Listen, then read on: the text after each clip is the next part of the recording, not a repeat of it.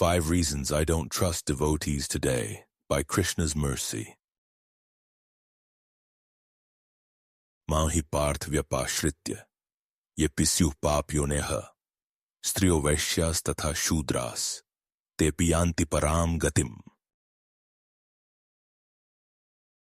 Quote, O son of Pritha, those who take shelter in me, though they be of lower birth, women, Vaishyas, merchants, as well as Shudras, workers, can approach the supreme destination.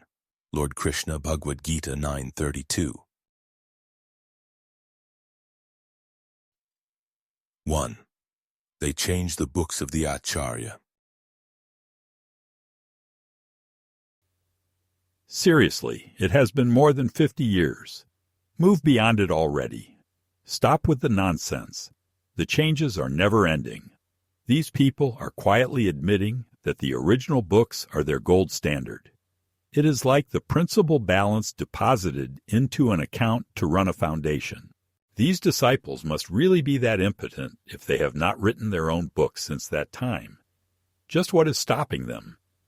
If you don't like something that your teacher wrote, then write your own book. Give an explanation. Just see how many people you can convince.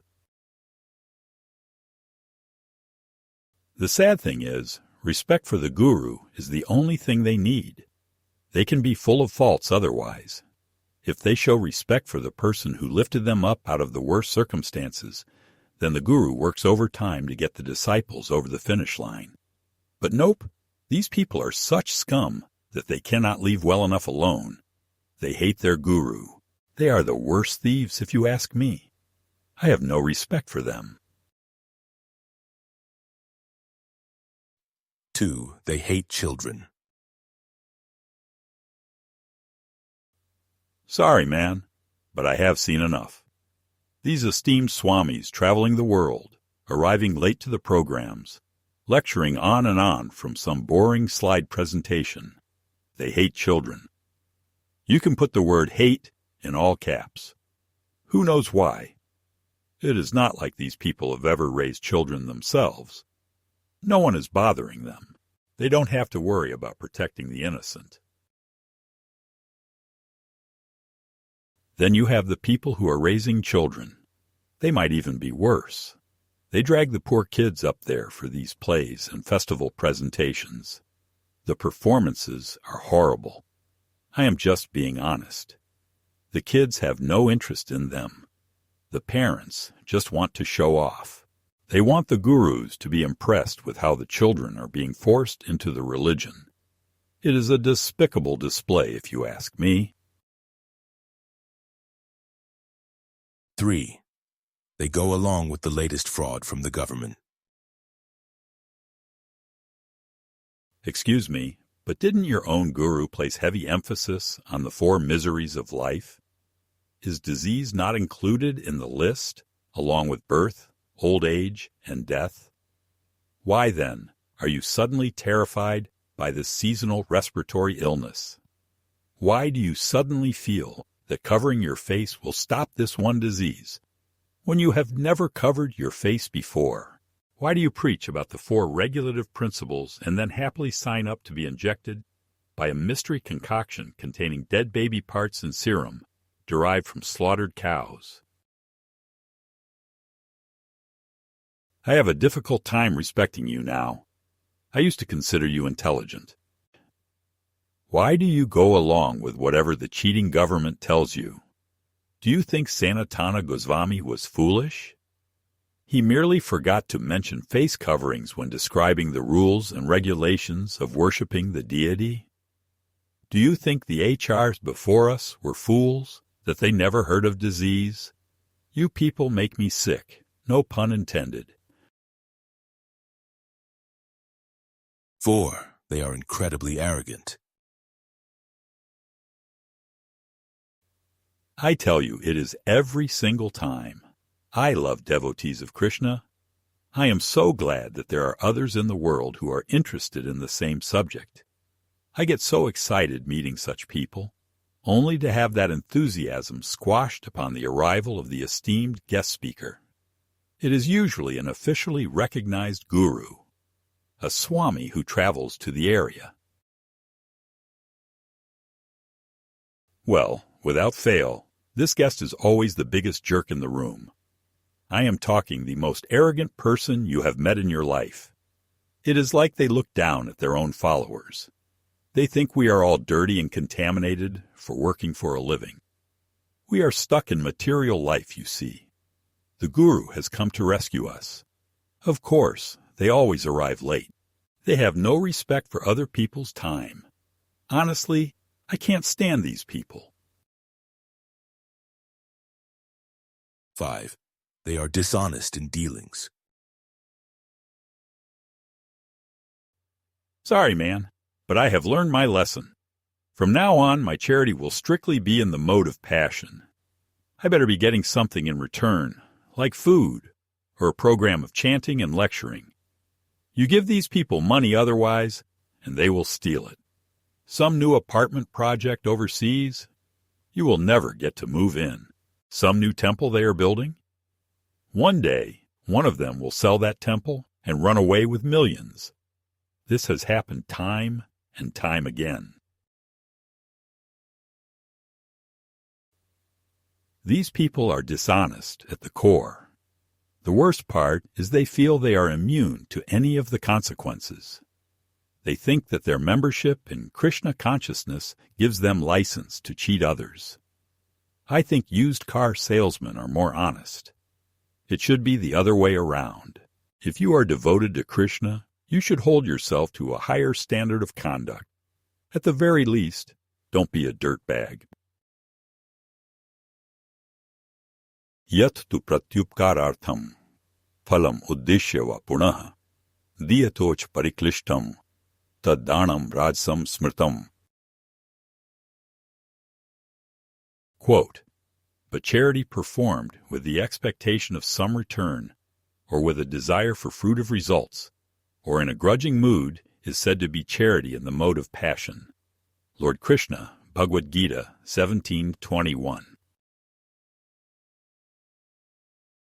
There is a shloka from Bhagavad-gita that might ruffle some feathers upon first read. It may be considered controversial, but that is why Bhakti Yoga is a culture more than a quick hit of information.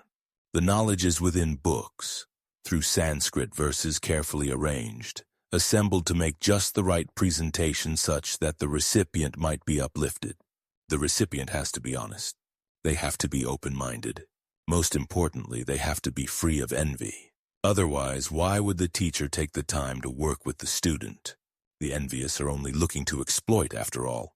Their inimical attitude makes them prone to finding faults when there are none. Enviousness is the greatest stumbling block towards advancement. Shri Bhagavan Uvach, idam tu te guhyatamam, pravakshyamya anasuyave, jnanam vigyan sahitam, yaj gyatva mokshase shubhat. Quote, the Supreme Lord said, my dear Arjuna, because you are never envious of me, I shall impart to you this most secret wisdom, knowing which you shall be relieved of the miseries of material existence. Bhagavad-gita 9:1. The verse in question describes a category of individuals known as pap yoni. They have a birth which is sinful pap. Sin in this case refers to activity or conditions which move a person away from transcendence. In the hot and cold game, it would be like getting colder. If taking turn-by-turn directions from a navigation system, it would be like going the wrong way. Every few minutes, the system asks you to make a U-turn. You are not finding your way back unless and until you turn around. There are specifics provided for the pap yoni category. Women, Vaishyas, and Shudras specifically. The underlying blemish, if you will, is focus on material life. That is simply the way of nature. The female birth has a vulnerability to assigning high value to temporary conditions and situations, like the look of the body and the amount of wealth in the home. The Vaishya is the merchant or business class. They are always thinking about turning a profit. The Shudra is the ordinary laborer. Nothing wrong with earning an honest living, but there tends to be a lack of interest in higher topics, such as philosophy and the meaning to life. The verse should not be controversial since the speaker specifically highlights the opportunity for reaching the highest destination, param gatam. In other words, despite society considering a birth as sinful, there is just as much opportunity for liberation as if there was a high birth. This is only when the individual in question takes shelter of the Supreme Personality of Godhead.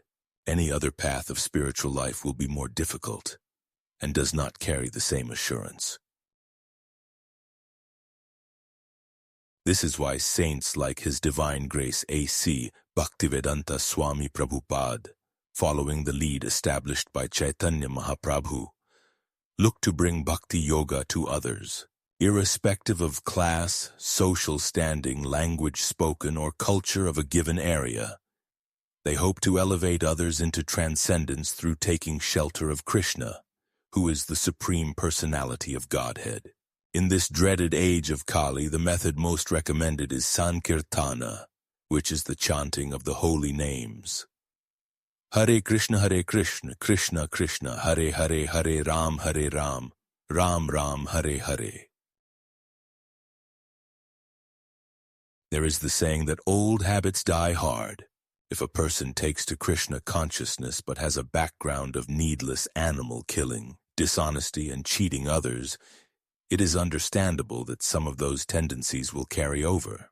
If they are still trying in bhakti yoga, then they are on the path to liberation. If they keep the lotus feet of Krishna as the goal, they are worthy of honor and fame. Goswami Tulsidas compares it to the small trees lining the roads in the heavenly region. Normally, no one would give any attention to such insignificant trees. But since there is association with a higher region, even those trees can fulfill desires. Ram Nam Sumirat Sujas Bhajan Bhay Kujati. Kutruk Surapur Rajmag Lahat Bhuvan Bikhyati.